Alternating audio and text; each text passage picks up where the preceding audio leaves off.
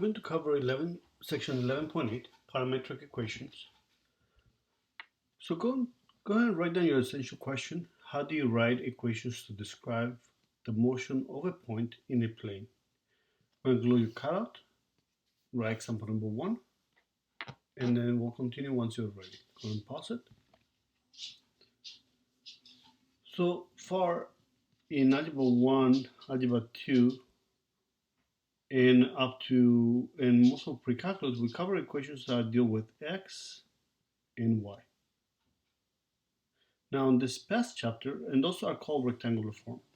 On this past chapter, we cover polar equation, r and theta. And now we are going to cover parametric equations. So if f and g are continuous functions of t, so no longer are we just going to have x and y, but now we're going to introduce a new variable, which is t, which most of you guys can assume that this stands for time. On an interval I, so it's going to be on a specific interval. So in this case, the interval is between -2 and 3. The set of ordered pairs, f of t, comma, g of t, where this is your x and this is your y, is going to be a plane curve C, where your x is your f of t and your y is your g of t. And those are the parametric equations for C, and t is the parameter. Now, so far, and most of these applications are going to be dealing with motion. So let's assume that we're standing here, and if we throw a ball, what goes up must come down. So far, we've been able to find the height, which is the vertex. Your vertex is going to be a specific point, x and y. So we know how to find the highest point. We know how far away from you is the highest point, but we don't know how long it took the ball to reach the highest point. And that's where the variable t is going to come into play. We know how to calculate how far the ball falls from you. When the y value is 0, we can solve for the value of x, and we can find how far the ball falls away from you. But we don't know how long it takes if we just use in a regular rectangular form, x and y. By using this type of equations, parametric equations, we're going to be able to find not just the height, but also how long it takes the ball to be this height. Not how far it falls away from you, but also how long it takes the ball to land. And that'll be on example number 5. We'll go through an application. But before we start graphing or going through applications, let's go through the first example. Graph the plane curve using a table of values. They give you the x value to be t squared minus 4. They give you the y value to be t divided by 2. And they give you the interval for t is between -2 and 3 inclusively. So just like when we graph polar graphs, we start by plotting points. We're going to do the same thing here. When we start to graph parametric equations, we are going to plug in values for t, and then we're going to plot each of the points. So therefore, we're going to plug in values for t. We're going to plug into the first equation. That will give you the x value. Then we're going to plug it into the second equation, y equal to t. That will give you the y value, and then we can plot the point. The values for t that we need to plug in are between -2 and 3. So we're going to plug in the -2, -1, 0, 1, 2, and 3. And we're going to plug into the equation. So let's go and plug into the first equation. -2 squared is 4, minus 4 is 0. And we're going to plug into the second equation. -2 divided by 2 is -1. That's going to give you a specific point, 0, -1.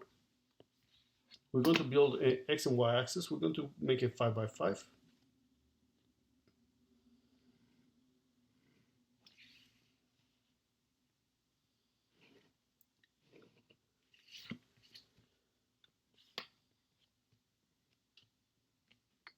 And I'm going to plot the point 0, negative 1. 0 and then negative 1.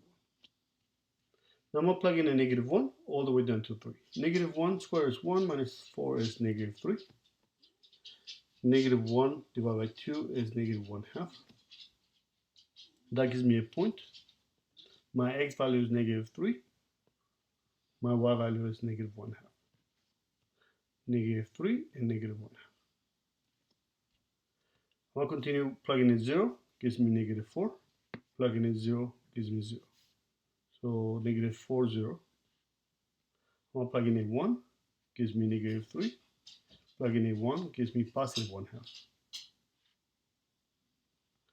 I'm going to plug in a 2, gives me 4 minus 4 is 0. Plug in a 2 gives me 1, 0, 1. And the last number I'm going to plug in is a 3. 3 squared is 9 minus 4 is 5. 3 halves gives me 1.5. So therefore 5, 2, 4, 5, and 1.5. And therefore that'll be my graph. Notice that it's only from negative 3, so only from here. It doesn't continue towards the right. It goes from here. So therefore we know that that's looks like a parabola facing to the right. Now we also have a graphing calculator. Most of you guys have a TI-84. So on a graphing calculator, we have learned to graph in rectangular form. So we can graph 2x plus 3 and graph it. That should be a line. We also learned to graph 3 sine of 2x, or just x is good.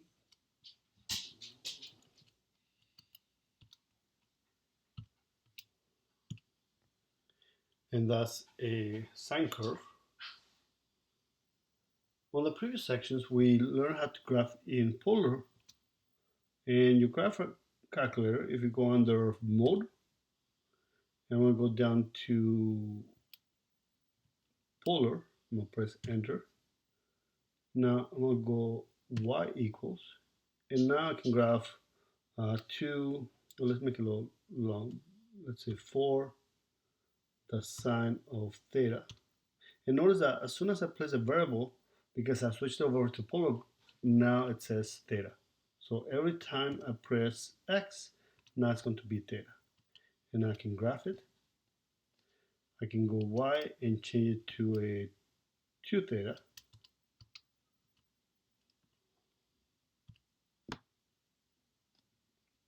And I can insert 1 plus. And that's what we did last time. Now we are going to go into mode, and now we're going to switch it to parametric equations. If you don't have a graphing calculator, it's fine. We're going to use Desmos for the last application instead of the graphing calculator, but you can also use a graphing calculator for it.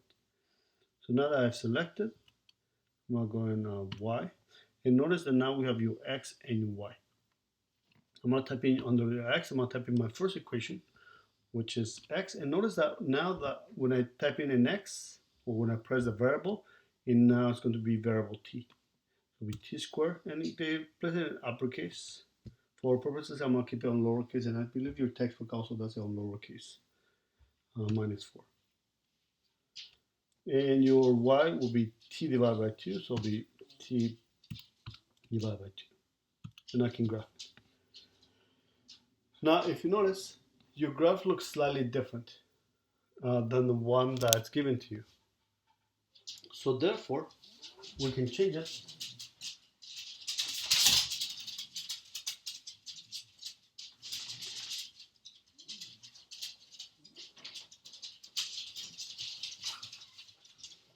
And I can change it so it doesn't look exactly the same, and that's because we need to go to adjust or interval.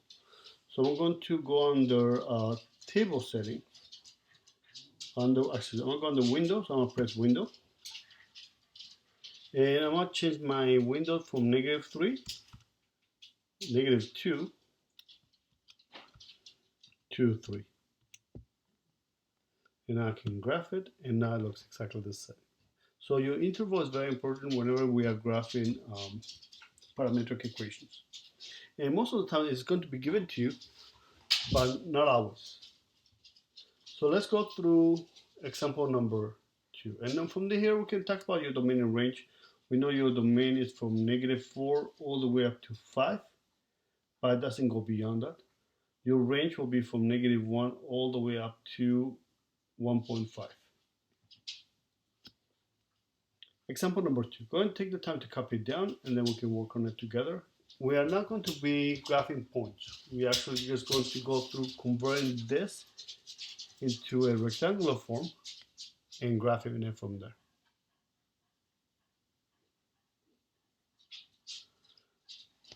So graph the plane curve by eliminating the parameter. So therefore, I need to be able to eliminate the t. So I need to decide whether I'm going to solve for t on the x equals or the t on the y equals. Sometimes one of them will be easier than the other. So yeah, so in this case, this will be a bit easier, right, to solve for t. So I'll move the 5 to the left, or -5 on both sides. Gives me x minus 5 equals 2t. I'm going to solve for t, and then I'm going to plug it over here. I'm going to divide by 2. That gives me t equals x minus 5 divided by 2. Now I'm going to take the value of t and I'm going to plug it into the other equation. Let me bring it down so I have more space. So we have y equals the square root of 4 minus, instead of the t, I'm going to replace it with x minus 5 over 2. And that is still being squared. Now, do you know what type of shape this is? Yeah, at this point, it's a little more challenging to figure out the shape of this, right? So let's go and simplify further. So I'm going to divide by, I'm going to get rid of the square root. So I'm going to square both sides. That gives me y squared equals, the square root and the square cancel, so I have 4 minus. And I'm going to separate this. So it gives me x minus 5 squared over 4. I'm going to get rid of the 4, so I'll multiply both sides by 4, or each of the terms by 4. So therefore the 4's cancel, so now I have 4y squared equals 16 minus x minus 5 squared.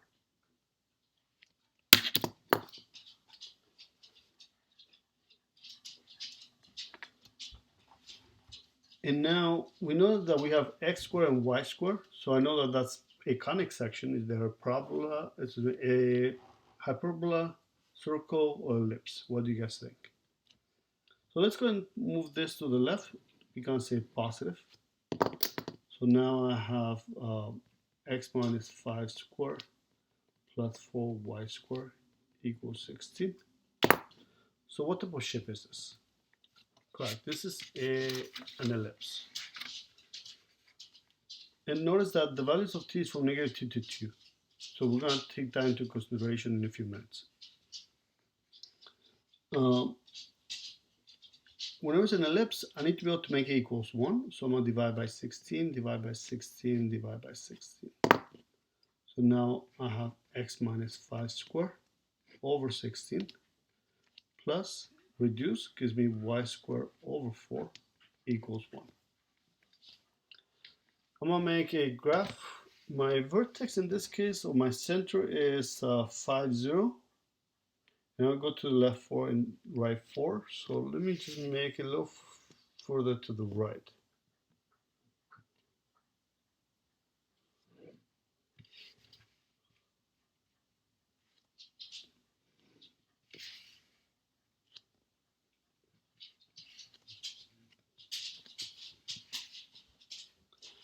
So therefore, in this case, this is an ellipse. My center is 5, 0. And I want to make it by 2 because I don't have enough space on my paper. So 1, 2, 3, 4, 5. And Under my x is 4, so therefore I'm going to go to the left 4 and to the right 4. 1, 2, 3, 4. To the left 4, 1, 2, 3, 4. And then I'm going to this by 2. So therefore I'm going to go up 2 and down 2. For my center, I'm going to go up 2 and down 2. And now, before I actually make my ellipse, one of the things I have to be careful is that on my y, there are some restrictions on my variable. Because we didn't, on the previous one, we have graphed it by plotting points. So we didn't have to worry about the restrictions so much. We knew that it was from -2 to 3. Now, for this one here, we know that the y values is equal to the square root. And the square root has to be equal to 0 or greater than 0. So therefore, that's going to restrict your ellipse or your graph to be only this section. From 1, all go up, and come back.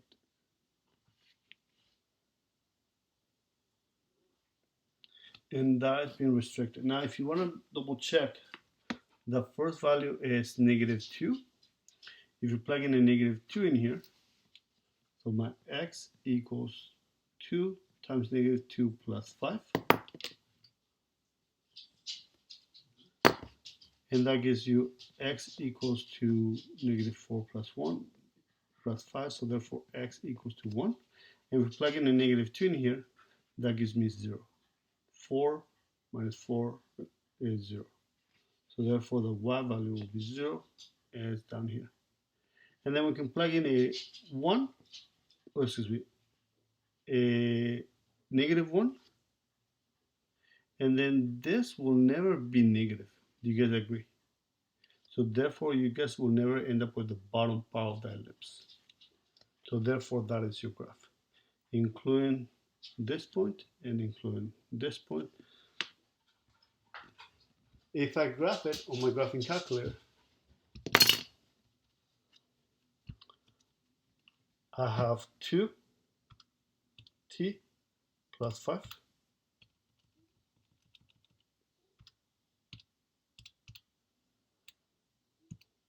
And I have the square root of 4 minus t squared. Now I'm going to go back to my window and I'm going to set it from -2 all the way to 2. And notice that that matches. But it is essential that you kind of verify your restrictions on your x and your y. And that's what we're doing on example number 3. Go and copy it down and we can continue once you're ready.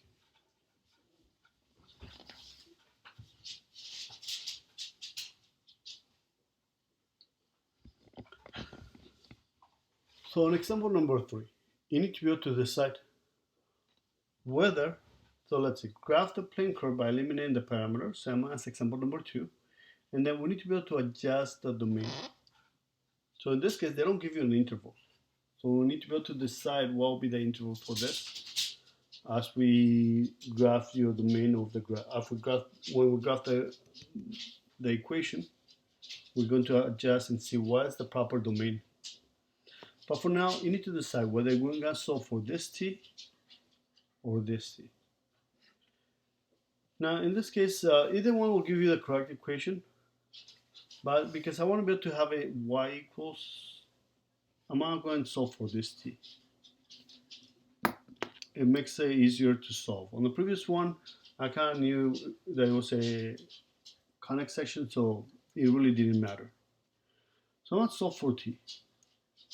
I'm going to square both sides, so therefore let me write it down. X equals 1 over the square root of t plus 1. I'm going to square both sides, square the left and square the right. I want to get rid of the square root. So therefore I have x squared equals 1 over t plus 1. Now remember that whenever we square both sides, we might end up with an extraneous solutions. But in this case, I'm not solving, I'm just going to rewrite the equation. So we should be fine. I need to be able to leave the t by itself. So that way I can plug it in over here. So therefore, I'm going to multiply both sides by t plus 1. That cancels. So therefore, I'm going to use the distributive property and end up with x squared t plus 1 plus x squared equals 1. And now I can leave the t by itself. Move the x squared to the right. X squared t equals 1 minus x squared. I'm going to divide by x squared on both sides. My x squared cancels. So therefore, I have t equals 1 minus x squared over x squared. So now that I left my t by itself, now I can take this and I want to replace it into the other equation. So now I have y equals, instead of the t, I'm going to replace it with 1 minus x squared over x squared. Over, instead of the t, I'm going to replace it with 1 minus x squared over x squared. And I still have plus 1. And now we have what we call a complex fraction. So I have a fraction over a fraction. So I want to be able to simplify the denominator first. So let's see, in order to add those two fractions, what should I do? I'm going to place over 1, and I want to have the same denominator, I'm going to multiply by x squared. So therefore, I'll end up with the same denominator. Let me go and copy my first 1 minus x squared over x squared. That's the numerator. My denominator will be the same, which is x squared. And I can combine negative x squared and positive x squared. They're going to cancel out, so I end up with 1. And now I just have a fraction over a fraction. So I can multiply by the reciprocal. But since I see x squared, I'm going to multiply the numerator by x squared and my denominator by x squared. So therefore my x squared cancels. Or you can multiply by the reciprocal. It works the same manner. So therefore I have y equals, so the only thing I have is 1 minus x squared over 1, but I don't need that over 1. So therefore this is my equation. Now I can start graphing it, and I'm going to graph it using a pencil, and then I'll go back and erase the part that I won't need. 2, 4, 5, 2, 4, 5.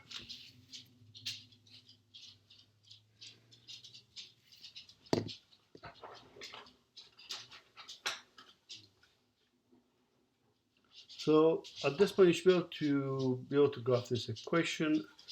I know that this is parabola facing down. My y-intercept is positive 1. I plug in a 0, gives me 0, gives me 1, and reflect it.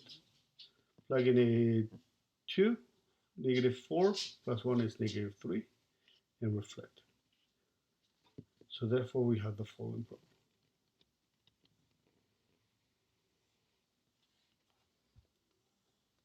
Now, we need to be careful and decide what are the restrictions for this y value. Do you guys remember this type of graph? Yeah, this is a rational expression, and where if we have a quick x and y axis, your vertical asymptote is at 1, a negative 1, excuse me. So therefore, y cannot be equal to negative 1.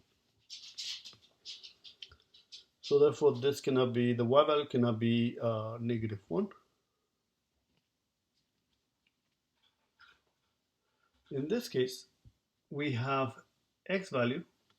We know that your x value has to be correct. Because of the square root, this has to be positive.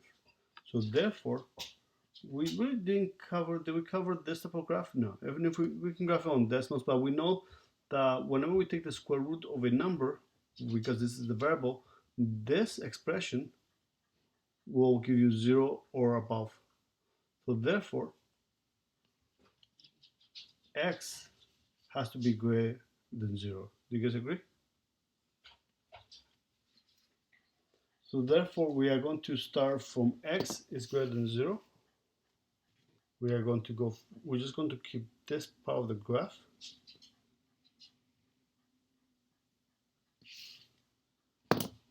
And we are going to ignore the other part.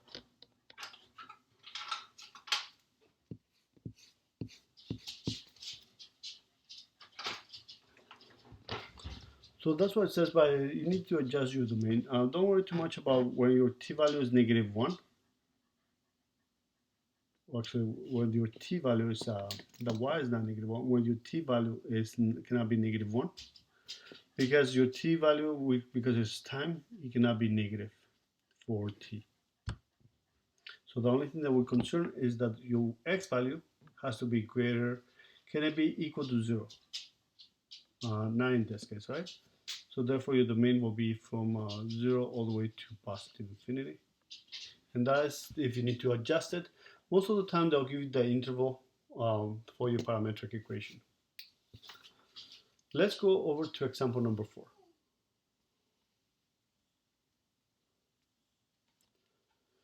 Go and copy it down and then we can continue once you are ready. Go and pause it.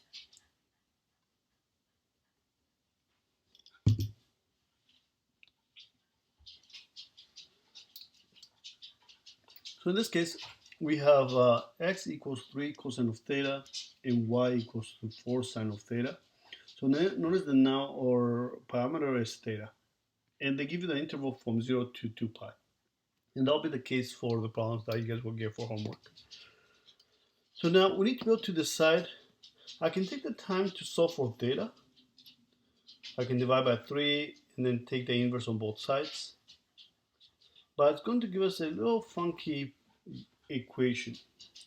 So what I'm going to do instead, I'm going to solve for cosine. So every time you have cosine and sine of theta, I'm going to solve for cosine of theta.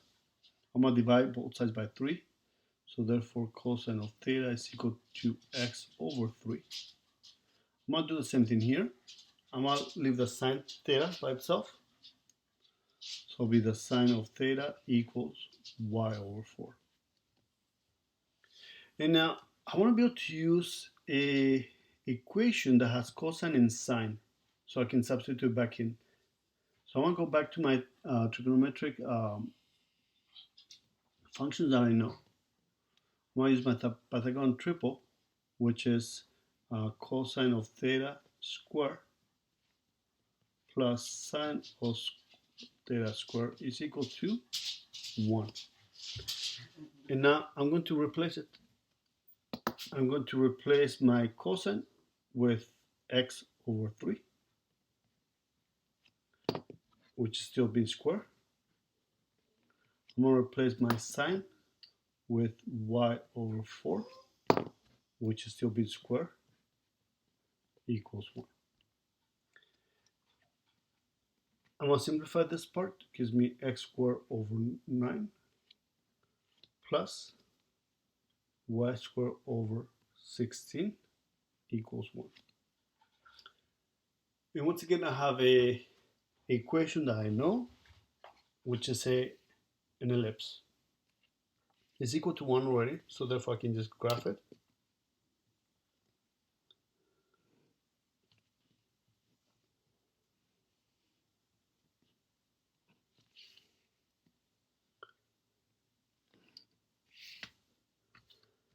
So in this case, my h and k is 0, 0. There's no h and there's no k. Under the x, there's a 9, so I'm going to go to the right 3, to the left 3. Under the y, there's 16, so up 4 and down 4. And that'll be my ellipse. My perfect ellipse. Sorry for that. So therefore, whenever you are dealing with cosine and sine, just make sure that you go back to your Pythagorean triples or any other identity that might help you graph it. It's not always going to be this equation. And the last example for today. So do me a huge favor if you guys can go and glue your cutout or copy it down. And then copy example number 5. We're going to go through the application for this section. Go and pause it.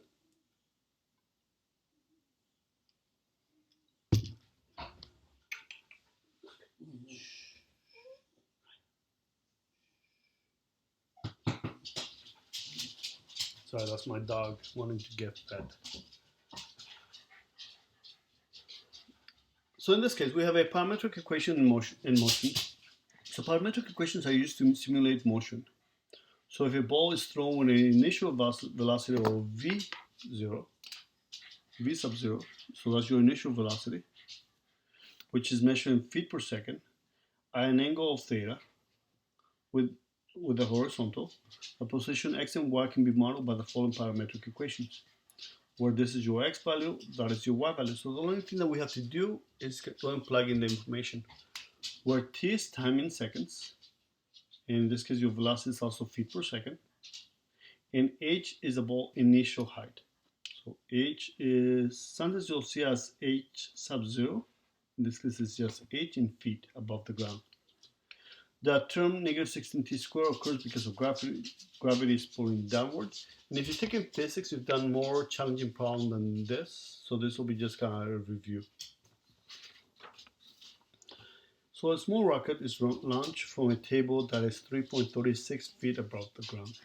So therefore, 3.36 is going to be your h, with an initial velocity of 64 feet per second. That'll be v sub 0. And it is launched at an angle of 30 degrees. That'll be your theta, with respect to the ground. Find the rectangular equation that models this path. Determine the total flight time and horizontal distance traveled by the rocket. So therefore, let's go and set up our two equations. The first one is x equals v sub 0, which is 64. And that'll be the cosine of the angle, which is 30 degrees. And that'll be multiplied by t. Your second equation will be y equals, will be 64, sine of 30 degrees. That'll be t minus 16t squared plus h. In this case, h is your initial height, which is 3.36. I'm going to evaluate the cosine of 30 degrees. That's one of the angles that you should know. The cosine of 30 degrees will be, correct, will be square root of 3 over 2. So therefore, x equals 64. The square root of 3 divided by 2 and multiplied by t. I'm going to go and simplify this, so end up with x equals 32 square root of 3 multiplied by t. I'm going to do the same thing with this equation. So we have y equals, we know that the sine of 30 degrees is 1/2.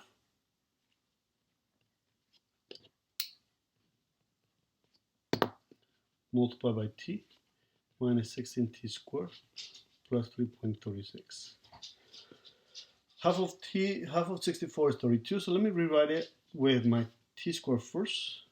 We know that's the parabola facing down, plus 32t plus 3.36. So therefore, now I have a decision to make. I need to be able to decide whether I am going to solve for this t and plug it over here, or I'm going to solve for this t and plug it over here. So which will be easier?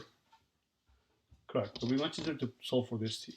I want to divide both sides, so I end up with t equals x over 32 square root of 3. I'm not going to rationalize it because I need to plug it in over here. I'll rationalize it once I plug it in. So therefore, I'm going to replace this, and I'll replace it with both t's. So let me write down, let me just carry it down over here. So now I have y equals negative 16. Instead of t, let's put this in there. So I have 32 square root of 3 square plus 32.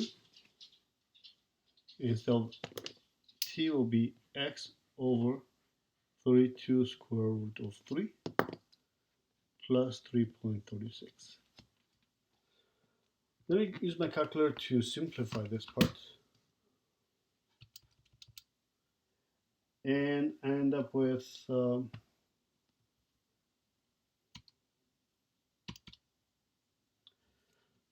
I need to be able to simplify 32 square root of 3 times 3, so it gives me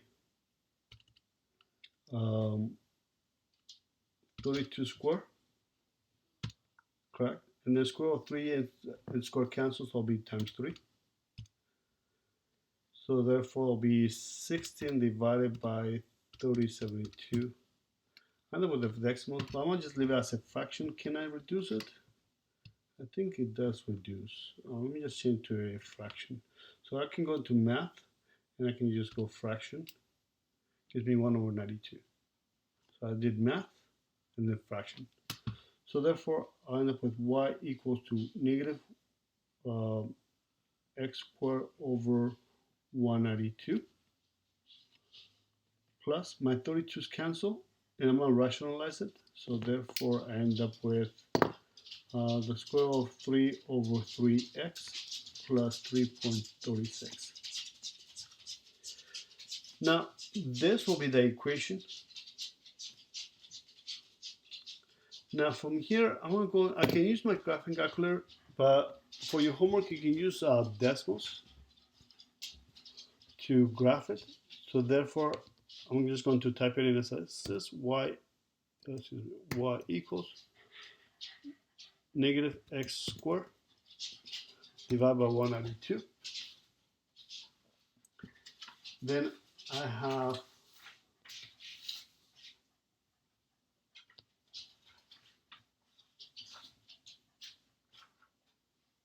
my equation square root. So I do sqrt of 3 divided by 3 x plus 3.36. And that gives me a line. Well, it looks like that line. Now that I zoomed out, I'm going to go back in here and I'm going to replace it from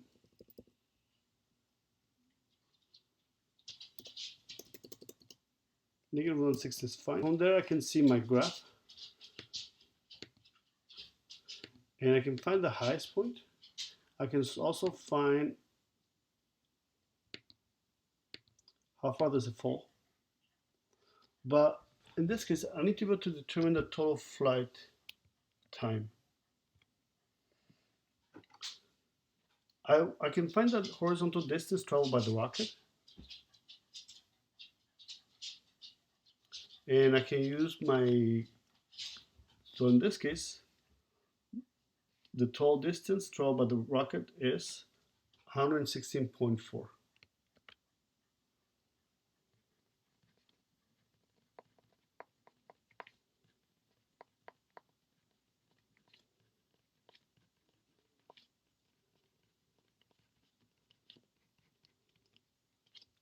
Point four, and that'll be in feet. Now, in order to be able to find the time, I'm going to use this equation and I want to be able to solve it, because in this case that will tell me the time that I took for the y value. Now I cannot use this equation here because whenever it goes up, we know that the y value is 0. So therefore I want to use this equation to be able to find how long did it take for it to reach the ground. So in order to be able to find the time, or find t when y equal to 0, so I'm plugging in 0. 0 equals negative 16 t squared plus 32t plus 3.36. And I need to be able to solve it. So therefore I'm going to use my quadratic formula. X equals negative b plus or minus square root of b squared minus 4a C all over 2a, where a is negative 16. And I'm just going to use my calculator to find that out. So let me just type into one line. We'll make it a little bit easier. Negative 32 plus. Let's go and do the plus, and then we'll do the minus afterwards, and we'll talk about each one. We have the square root of 32 square minus 4 times a is negative 16 times c, which is 0.36, divided by 2 times negative 16. Now in this case, it gives you a negative. So in this case, not x, will be t. So t can be negative 0.1, but let me go back and change it to, we'll go do second entry, so I don't have to retype it. And I'm going to change it to a minus instead of a plus. And you can use this on decimals as well. Decimals, we'll do it right now in decimals. 2.1. So I know that your time cannot be negative, just like we talked about, so therefore it takes 2.1. Now, if you did not use the calculator for this part, just like we did, you could, at that point, I could have just stepped into this equation, and let me just do it right now. So if I actually have gone back into this equation, type in 2.1 divided by 32, the square root of 3. I'm typing in t, so into this equation here. 32 square root of 3 multiplied by 2.1, and therefore it gives me the 116.4. So once you type in t into this equation here, that should give you the same value. Now, if you don't have a graphing calculator, you can use the decimals calculator, or actually you can just type it in here. This actually works really well. The only thing that I do, I usually do my fraction first, and then come back down to negative square root, and that gives you the ability to be able to do everything at once.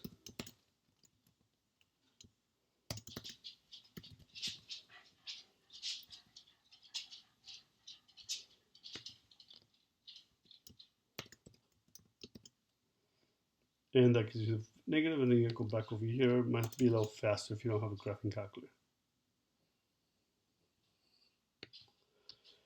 So therefore, it's going to take 2.1 seconds to reach the ground.